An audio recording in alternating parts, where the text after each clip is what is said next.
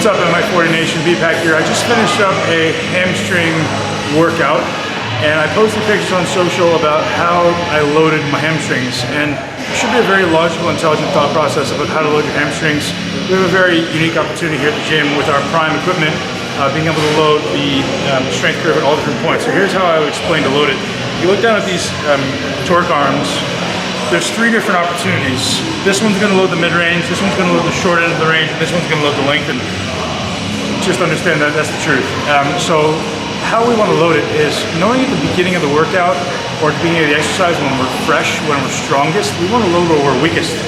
So I load the short position. I load about 50-50 short and middle for the first 2-3 sets as I warm up, and I really try to activate that muscle in the short position, and I want to make sure there's a substantial amount of load there. So if I'm 50-50 after the first 3 sets, I'm going to then move to 75 in the middle, 25 in the short. So I slowly, as I start to weaken and I start to fatigue a little bit, I'll deload that short position a little bit, and then as I'm deeper into the workout, I'll actually take that 25% and put it in the lengthen range. I'll put it on the horn that's going to overload the lengthen part of the range, because I still have a lot of capacity to generate work in that lengthen range.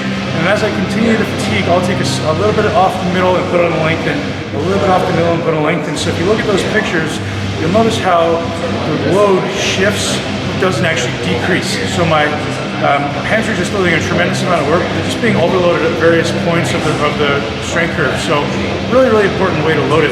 So a few things you want to think about when you're doing it. When you're trying to load below the short, and the lengthen's going to be really light, don't throw the weight into the short. You want to slowly contract to the lengthen where it's relatively light, and then contract into the shortened position. So it's a muscular contraction rather than momentum inertia getting you there. And if you load it right, it's like getting right to that perfect spot in the short position where you're really having to squeeze it really hard, almost envisioning posing. And I'm envisioning like a bicep contraction, right? I'm training my hamstring to really peek out like that. And then as that starts to fatigue, my range is still going to be just as long, but the load is going to be relatively lighter in that short position. As I get way into the depth of my workout, I did 14 sets on my hamstrings today, each with, I did 2 sets with 7 different loading parameters. So 14 sets, and as I was toward the end of the 14 sets, maybe the last 3, then I would start shortening the range a little bit and staying within my active range, what my body's capable of controlling at that time without cheating, and just really trying to aggressively contract. Even if it's only a 6-inch or a 9-inch, even a 3-inch range, I'm still getting tension and muscular activation in those really short ranges. So that's the thought process, guys.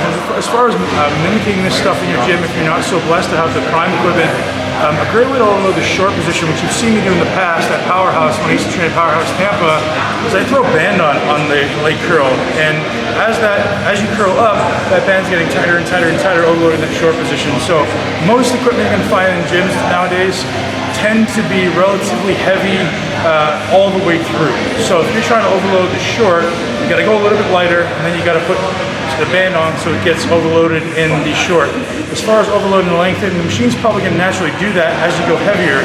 Then you just have to decrease your range of motion. So your opportunity may not be training through a full range, but maybe isolating particular parts of the range. So when you're in the short range, you know you're going to be proportionally weaker. So train a little bit lighter, but stay in that range, and then increase the weight, change the middle. Increase the weight, change the lengthen, rather than the logical thought process of constantly doing drop sets. We could actually be doing incrementally higher loads. Ben Pakulski for Mi40 Nation.